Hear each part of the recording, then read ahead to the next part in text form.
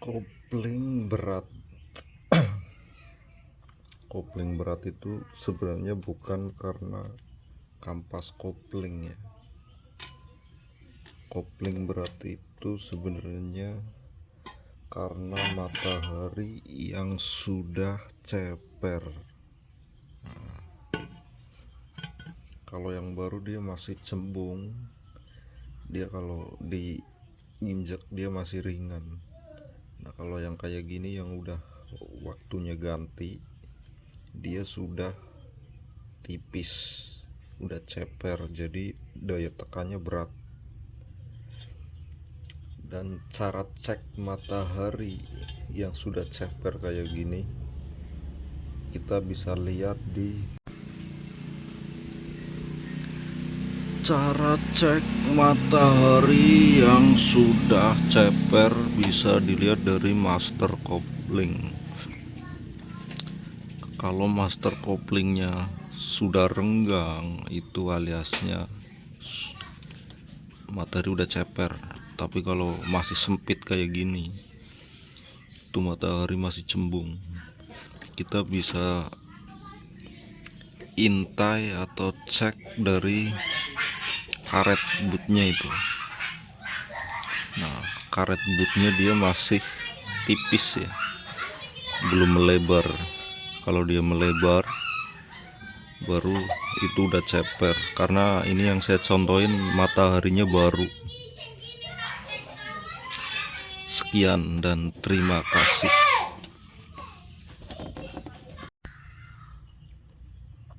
Nah, itu cara cek matahari yang sudah ceper. Terus kenapa kalau kopling berat itu atau keras itu katanya kampas koplingnya udah habis? Ya sebenarnya gini penjelasannya. Kalau matahari sudah ceper, itu daya renggangnya untuk merenggangkan antara si kampas sama si roda gila itu sudah berkurang, seperti penjelasan video saya sebelumnya.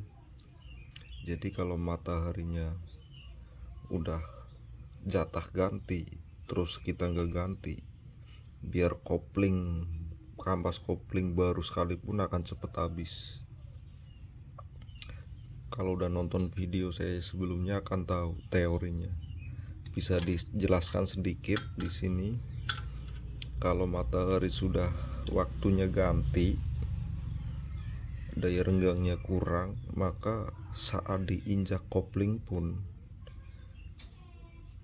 si kampas kopling ini masih sedikit menekan ke roda gila.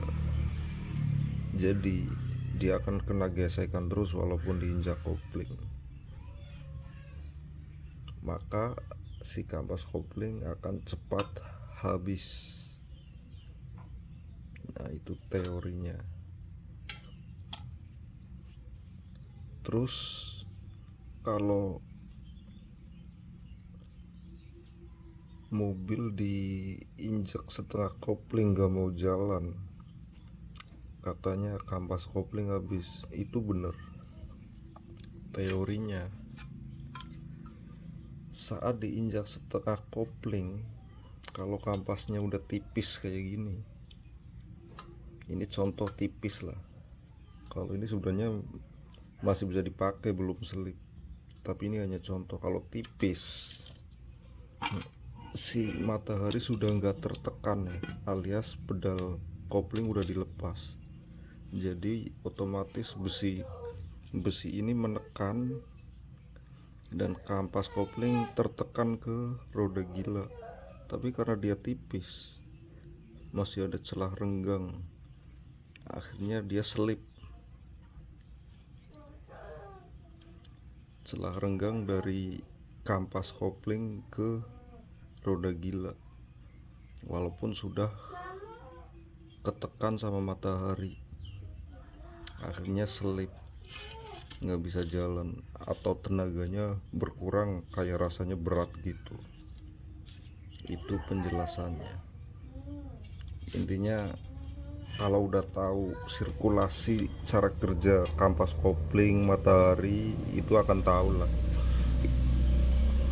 Ini ditunjukkan buat pemula ya, atau yang cuma make-make aja.